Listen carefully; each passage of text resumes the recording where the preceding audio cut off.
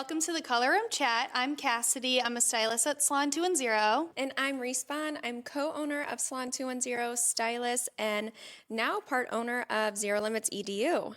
And today is something really special for myself and Kassidy, a little extra special for me because my dear best friend, Michelle Cristo, is on the Color Room Chat today. Welcome to the Color Room Chat, our very first guest. We're so excited. I know. I'm honored. You guys are doing something really cool. I love watching every week because I'm just proud of you guys. But thanks for having me on. I'm very nervous.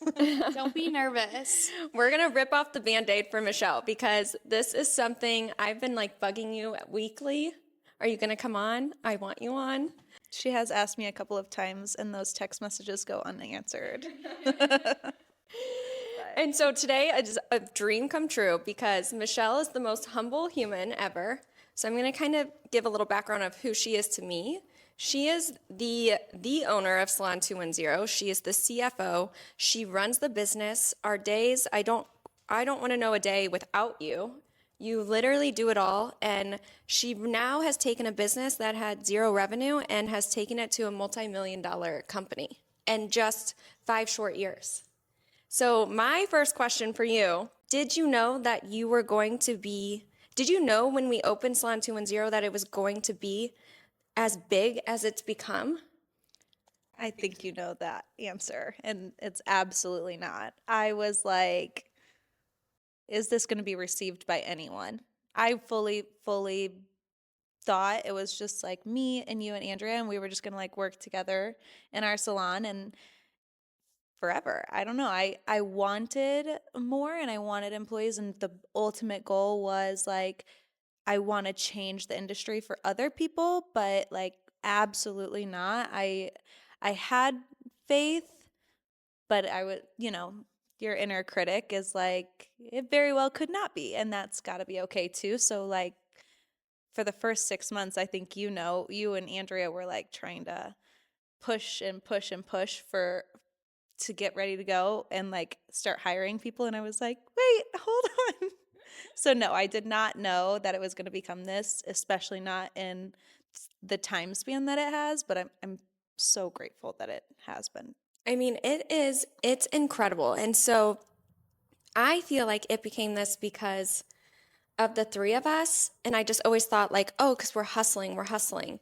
And then it was a few months in, and the question was, how are we getting paid? Who's paying us? How does this work? Me, I'm not that type of person. It took me, I love the back end of the business, but it took me a while to catch up. And for you, you just knew.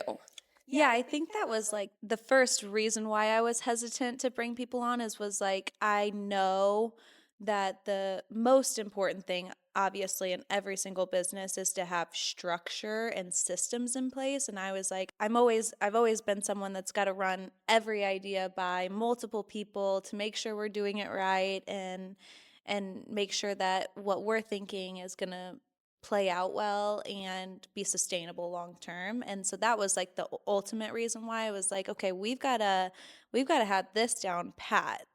We can't start paying people and then not be able to afford to pay them.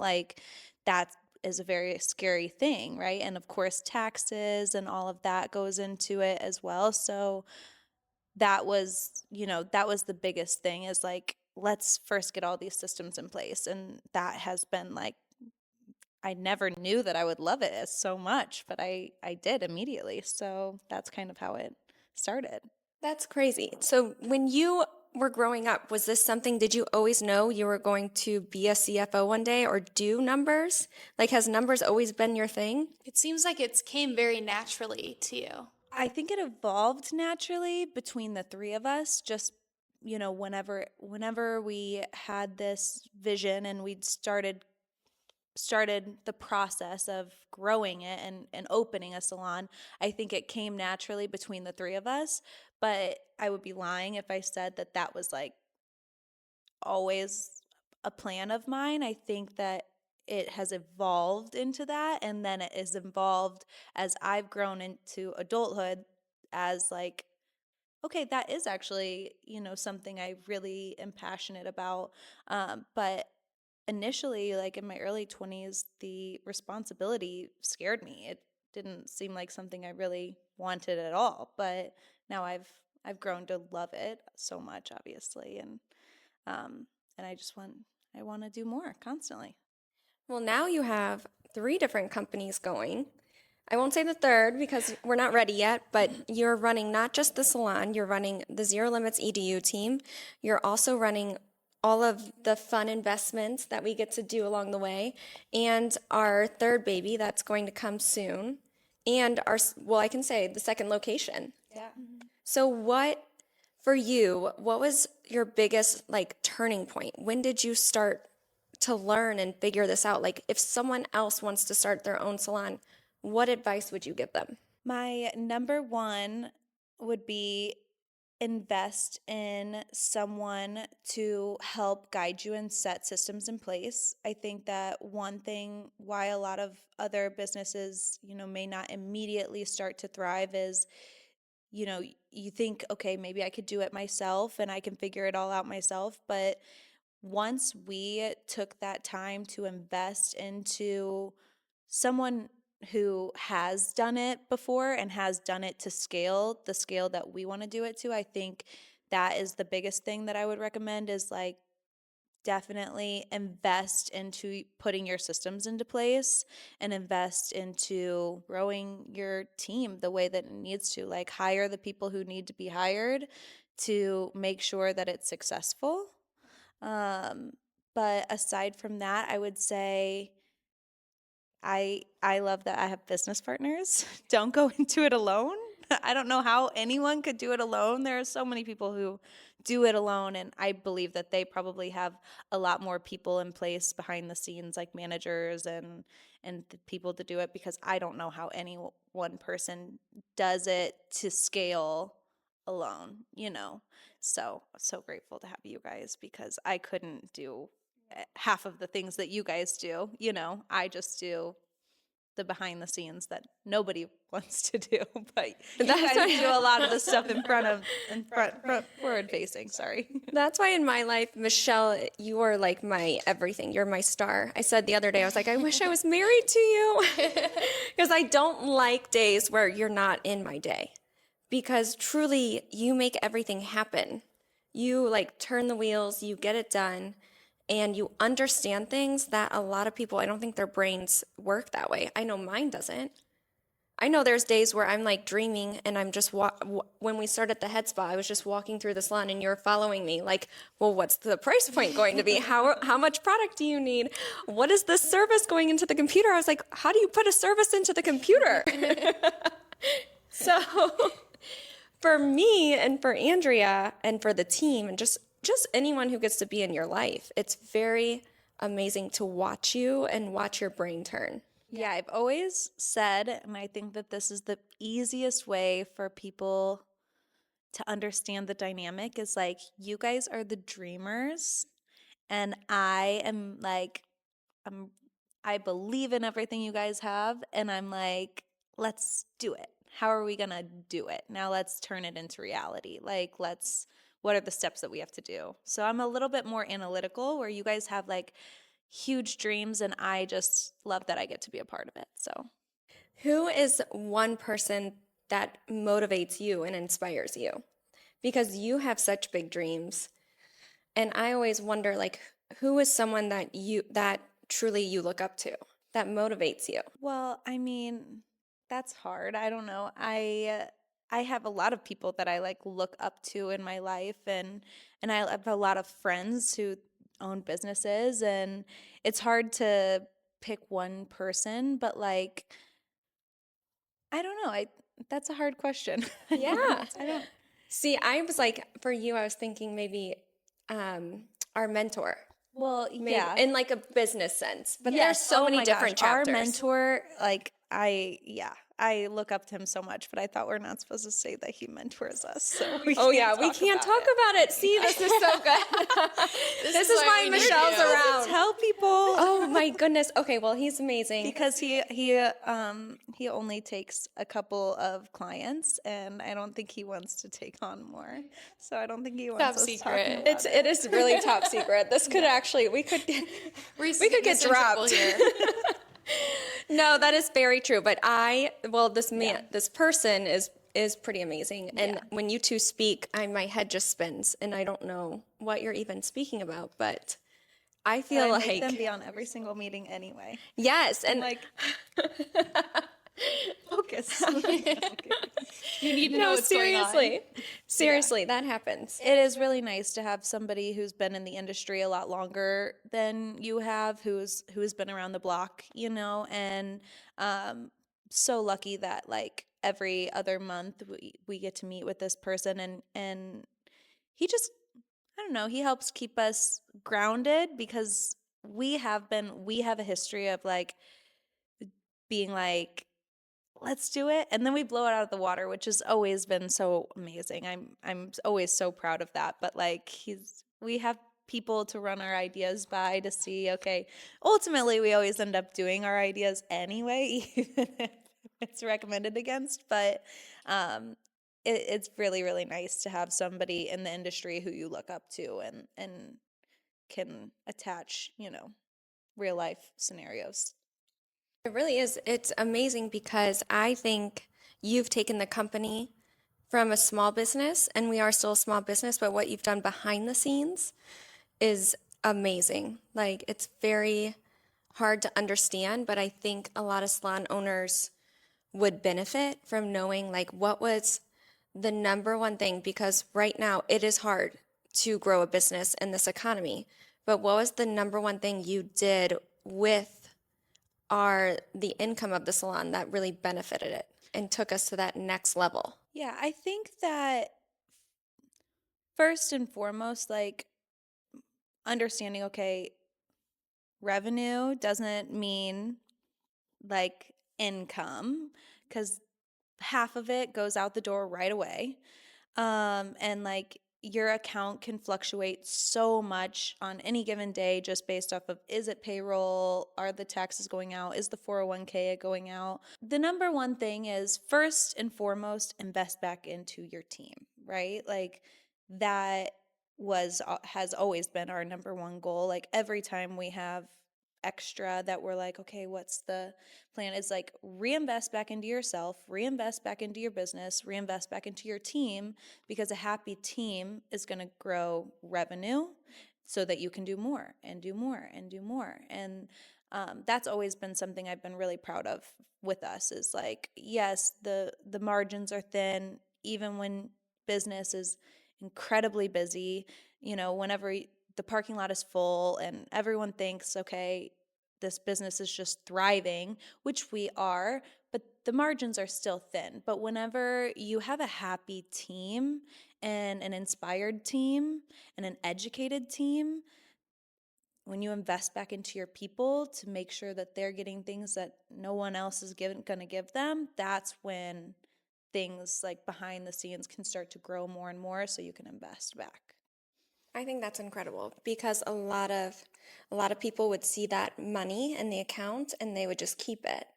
And I think that's something that is super huge, is knowing the people that you work for, and you're such an incredible owner. I mean, I don't know if you care if I say this, but one time there was a lot of PTO left on the table, and Michelle was like, I don't think people understand that they had this paid time off. And most companies, most owners would have just kept that because that could have been like a bonus or could have been a nice vacation for that person. But you always put the team first, and you took that, and still you let the team know and let them be aware, and you were like, here is your bonuses for the year. And I think that's amazing. Like, have you always been that selfless of a person? Maybe. I Like, that's huge. That is something you are very good at, especially being an employee of yours, is that you make sure that we understand everything. Like whether that be our 401k, you have Garrett come in, whether it be, our paid time off. I feel like a lot of us don't understand it. We're the creatives, we're there to be stylists, we show up and we do hair, but the back end of it, we really don't understand. And I feel like you are very honest in wanting to educate us all on it, which is incredible. I Yeah. think a lot of owners don't take the time to do that. I think that you can only be successful in your career, and we're so blessed. We have so many young stylists, like new to the industry, right? This is the first place that they've ever worked. So I do take that as my responsibility to make sure that they're aware of all of the different avenues that they can make an income, and make sure that they're able to understand their finances, right? Because I think as hairstylists, everyone has this like preconceived notion of us that like we don't have a real career. This is not a real career, right?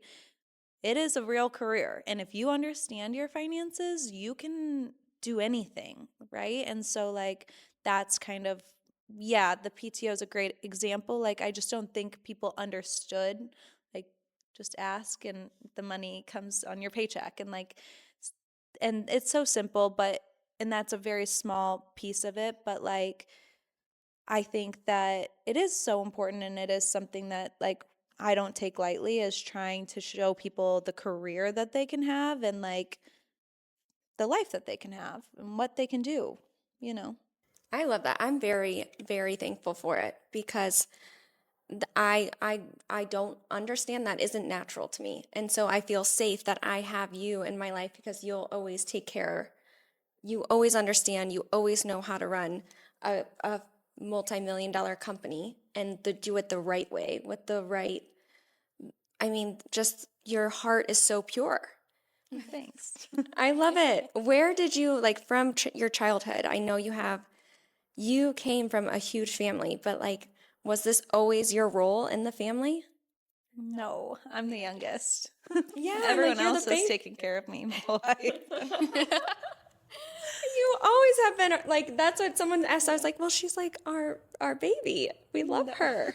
But you're not anymore. Now she takes care of us, but the roles have reversed, I guess. Yeah, the roles have reversed. I mean, I think I said this at the salon meeting before, but like Andrea took care of me. Like I lived with Andrea, like I lived with my sister Nikki, like they took care of me. They helped me buy cars, like they helped me so much. And then I don't know, something clicked, something switched whenever I was ready to move on from my last salon, which was a great salon, but I was ready for the next step.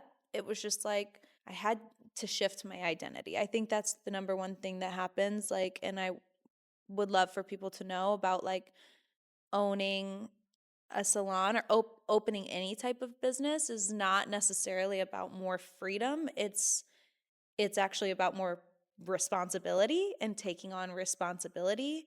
And when we decided to do this, I mean, it's so much risk goes into it. I mean, we put our homes on a loan. Like, there's so much risk, right, that goes into it. So I think it's like something has to switch in your mind that's like, I'm responsible now.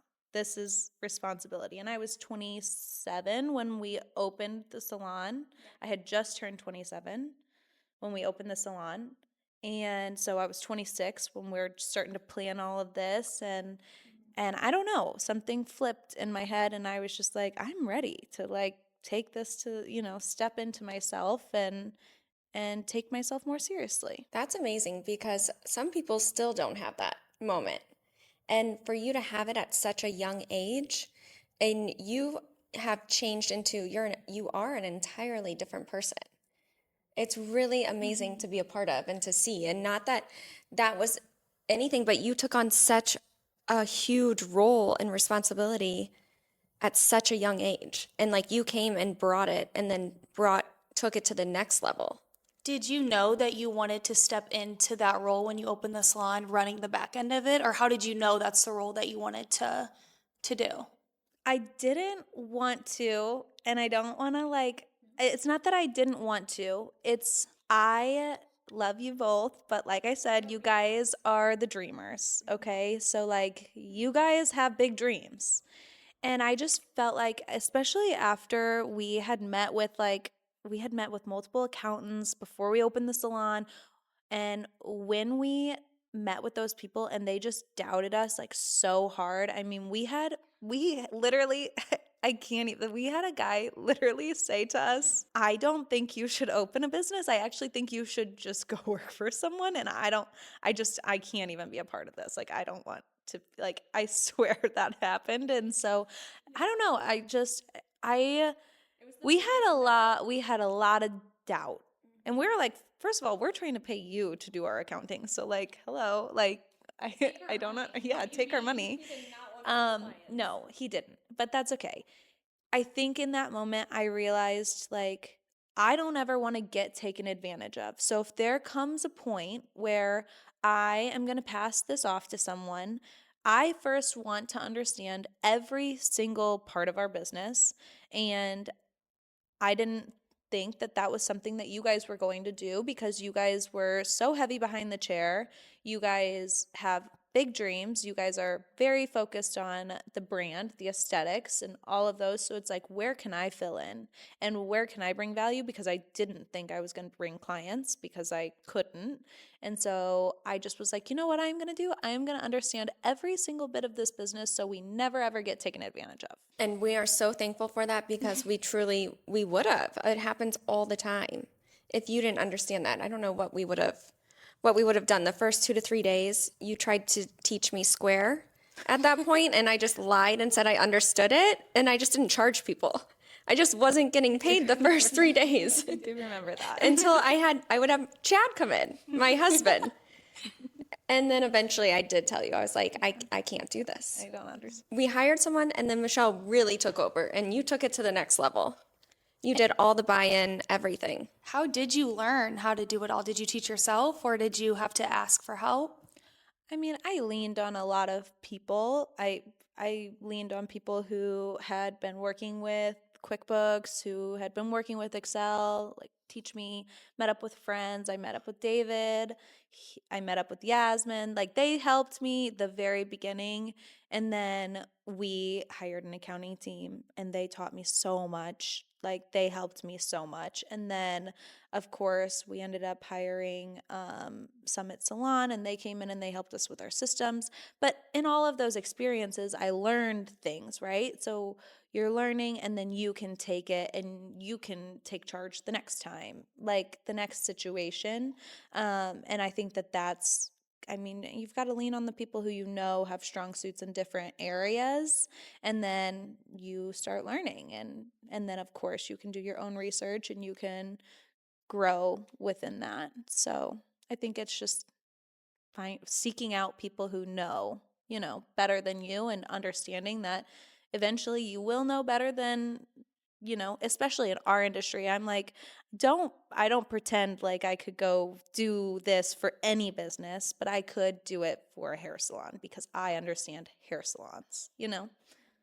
100%. And that's what's really nice is that for instance, tax season, like you're still open to learn. Like we're in tax season right now, and the fact that you're always still open to learn, you're always ready to take advice from someone or to hear someone else's idea, I think is really huge. But because I think a lot of times when you are a business owner, you get stuck, this is my business. You get almost defensive. Mm-hmm. Do you have advice for that?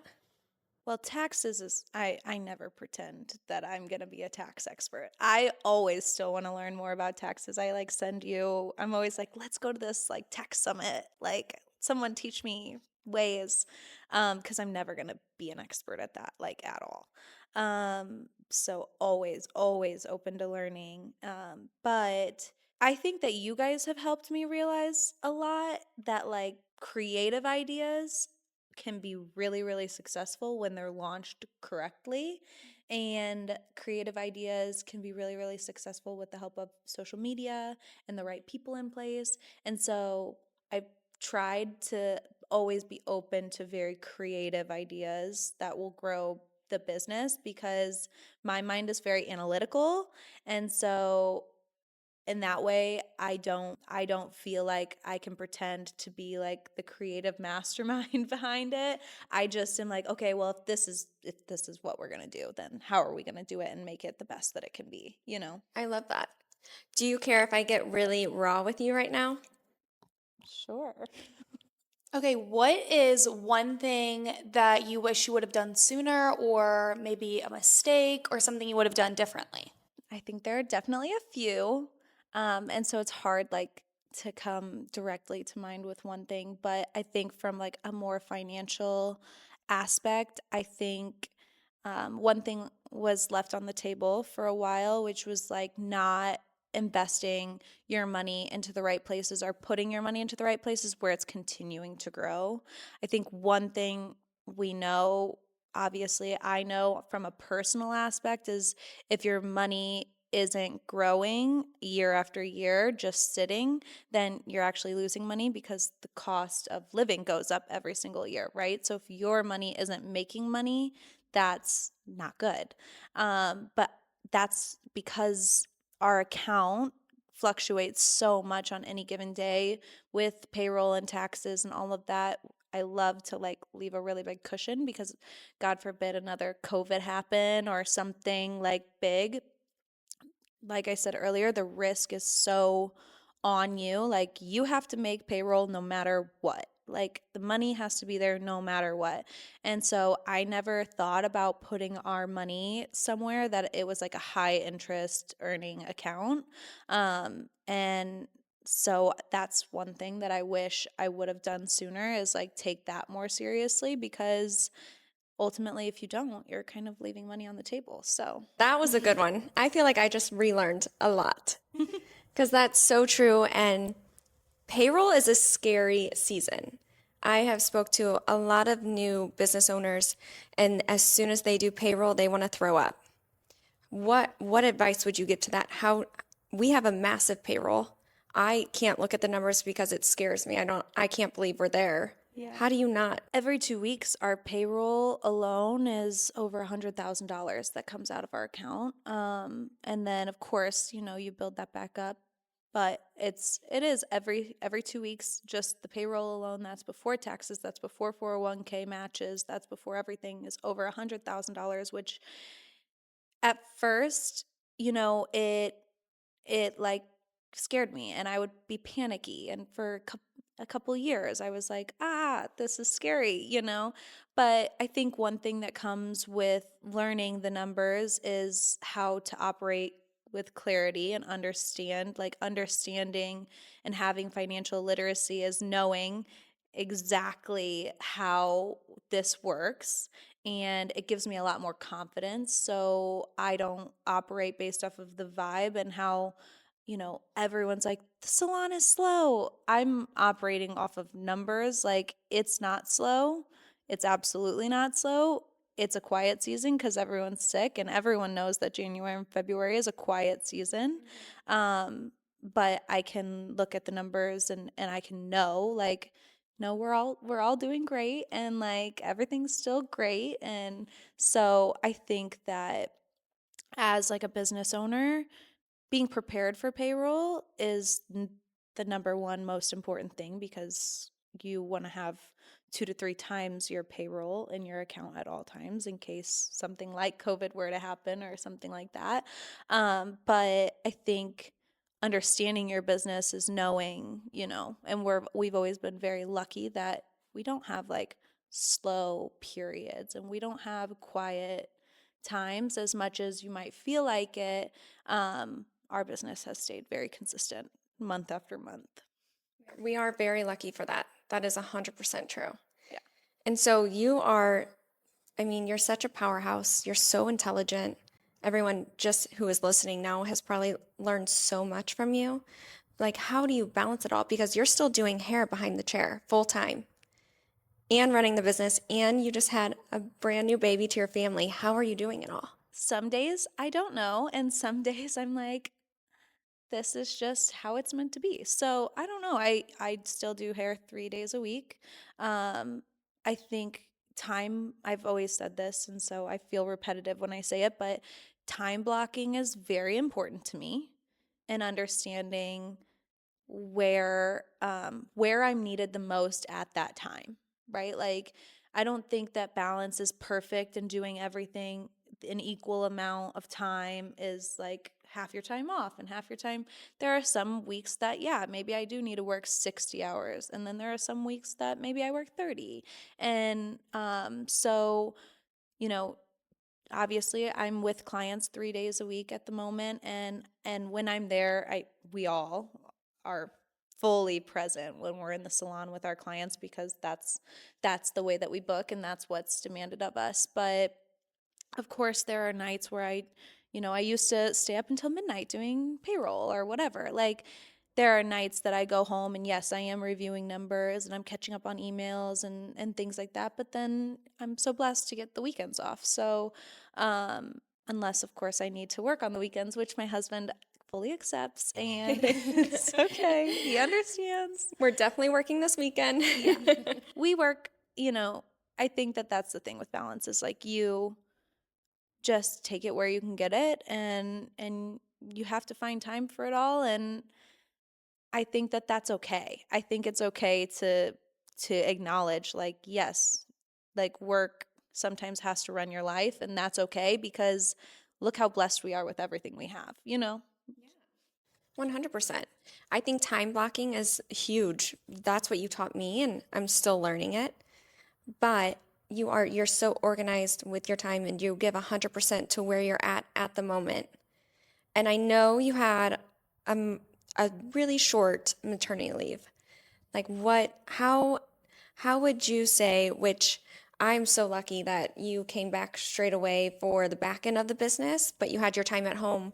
But what advice would you give a salon owner who is getting ready to go on maternity leave? Like, how did you work that out? Well, I think that anyone who owns a business, if you don't feel like that business is also your baby, and maybe you're not in the right business. Like, of course, nothing is more important than your children. But for me, I live my life like, I want to show my kids what's possible, and I want to embody like a very positive, successful, working mother. And for me, like, I don't know, I have a lot of support at home too. So like, I have a lot of support with my in-laws, I have a lot of support with my parents, and of course my husband. And so going back to work knowing that you can like trust the people who have your kids is like so huge, and it makes it a lot easier. But my advice to anyone who is going to be having a baby and also has a demanding work life is lean on the people around you.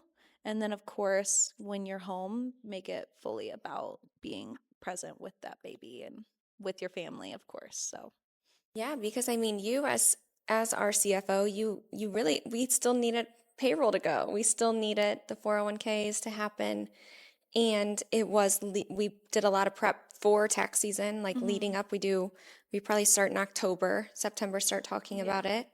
So I feel like I mean, you did it seamlessly. Were you doing payroll like right after you had Oliver? yeah, thankfully, like, I had Oliver, and then I had a week to just like be present before I really had to. And that was hard because as a new mom, like, you have brain fog. It's like your brain isn't working properly. And so like things were taking me a lot longer, like, just to process and to do. So that was really interesting for like a couple of weeks. I mean, it probably took me double the amount of time just to do it, just because I was like so sleep deprived and all of that. But that's just the way that I operate. I completely understand every type of person, and why they would want to, take more time or not take as much time or whatever is needed. I completely understand. That's just how I operate. And I think that I had to do it the first time around with Amelia, because we opened the salon, the addition to the salon, 3 weeks before I gave birth. I mean, that was a huge transition.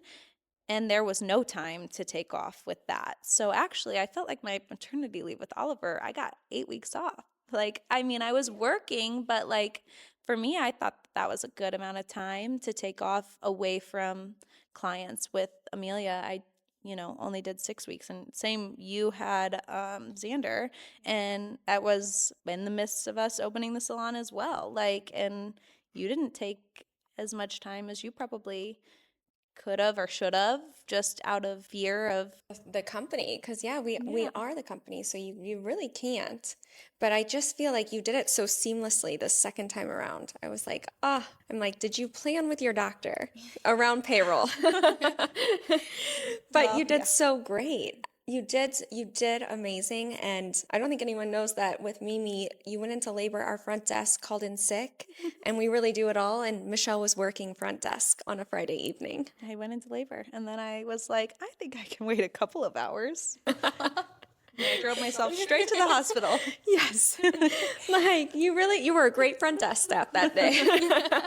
Everyone was like, are you okay? I'm just timing my contractions, no big deal. That was a great moment. There are so many crazy moments that have happened at the salon.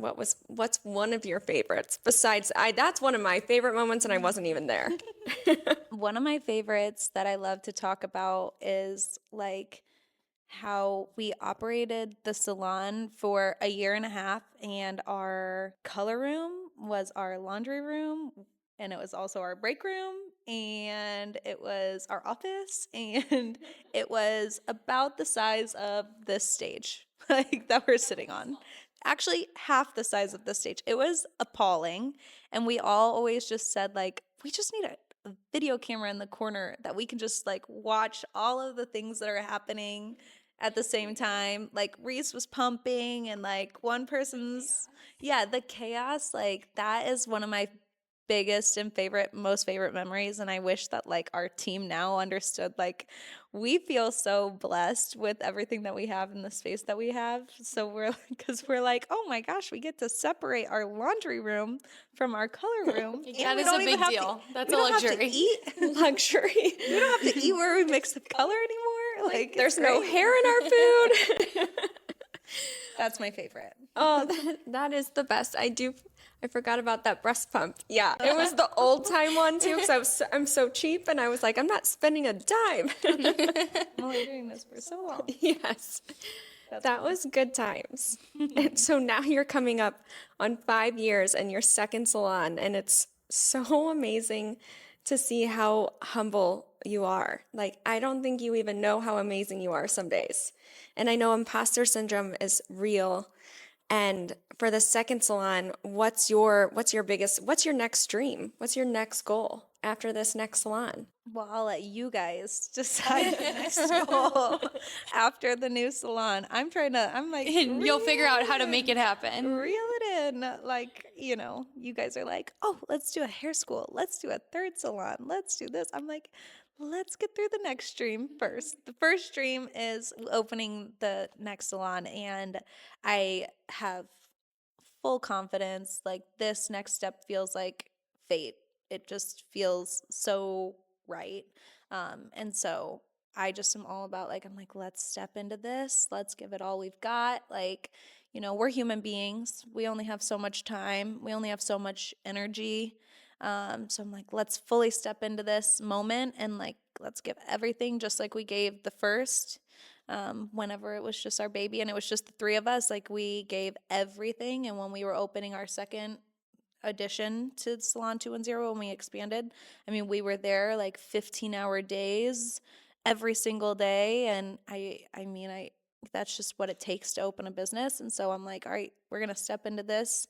We're amping back up in the summer. We're about to dive back in, and then we'll see where it goes from there. It really helps. It helps to have you there you make things happen. I don't even know how. And the last pep talk we did, we were talking about our next dream, and you're like, okay, 7 days a week. Who's ready? If you're not signing up for 7 days a week, we're not doing it. And it's just so great to have someone so motivating and to push you and to be so realistic.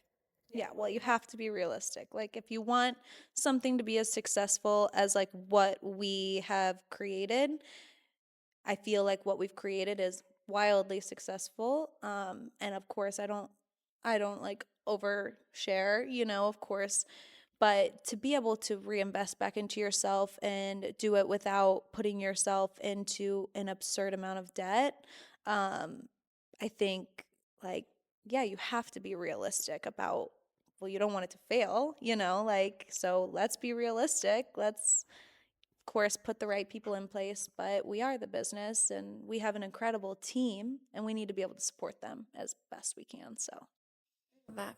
I truly think that's how you've built what you've built in such a short amount of time is because you put everyone before yourself. And you always have been that way, but now you're doing it for the entire beauty industry. And you really, I don't think people know how much you've changed our industry for the better. And I want to hear from you. What do you think is one thing before we opened the salon, you really wanted to make a change for the better for the beauty industry it's always evolving, it's always changing. What was that one thing that you wanted to make an impact? I think, I don't know if you've touched on this in one of your previous episodes, but I think the number one thing we wanted to make a change on is creating a positive, uplifting environment of female-owned business, right? Like, being there for our stylists in a way that isn't overpowering. It's not like we own your career, you're creating your career and we're lucky enough to stand beside you, and we're gracious, like we're grateful that people choose to have their career with us, but we don't feel like we own that. And I think that is like the number one thing that we wanted, because we came from contract salons, and it wasn't easy, that getting out of that. And so we just wanted to create an environment where people felt like they had the freedom to create whatever career that they wanted, and every person's idea of success is different. What is perfect to me isn't what's perfect to Reese, and we know our differences, and we know that everyone has those differences, and so we just tried. I wanted, and you wanted, and Andrea wanted, which is why we came together and did this, is we wanted to give people the opportunity to have whatever career they wanted. And I think it's such a dream come true. And you've changed the industry so much. And to this day, even like a month ago, someone was asking and not pushing, but putting pressure on you to have stylists pay for their education, have stylists pay back, or create some sort of contract. And you just stay true to you. You're like, nope, we'll lose money. It'll be okay. We will take the hit. I'd rather take the hit than ever have someone that works for us take the hit. And I think it's not about money for you. It's more of like you're making a difference in our industry. I just want the best for the people who work for us. I care about everyone who works for us, as do you, and as does Reese. And I'm not like the most outwardly like loving person, but like I love everyone who works with us. I'm genuinely grateful for them. And so I think that my number one goal is always going to be that they feel that first, right? I mean, yes, we have to make a living, but does it like need to impede on that? No, I think it's best to pour into those people first. Oh my gosh, yeah. And that's what I think is so funny about you is that you aren't a hugger. You're not going to like go up to someone and be like, I miss you. Hi. No. And I can just see it, and Michelle will just stand there and like, oh no, she loves you a lot. Like she really loves you. And it's just so funny because like to get to know you is I'm lucky I know you because you're the biggest lover, actually. You just do it in a different way. And it's so funny. Yes. Very quietly. Very quietly, but you love harder than anyone I know. No. You do. And that's like really, that's something, it's amazing to see. Thanks. Yeah. Okay, well, Michelle, thank you so much for coming on the Color Room Chat. You inspire me. I feel like I learned so much about you today. So I'm excited for everyone else that they got a little bit of inside getting to know you because you're incredible. Oh, thank you. I'm so happy I got to do this. We're You so guys always happy. push me out of my comfort zone. Today was a dream come true. Thank you, Michelle, owner of Salon 210, CFO. You gave so much advice and insight onto how to run a multi-million-dollar business. So thank you for being here today. Thank you guys for listening. Like, comment, share everything from the Color Room chat because we do this on our own. No marketing. We do not pay for marketing. So thank you guys for supporting us.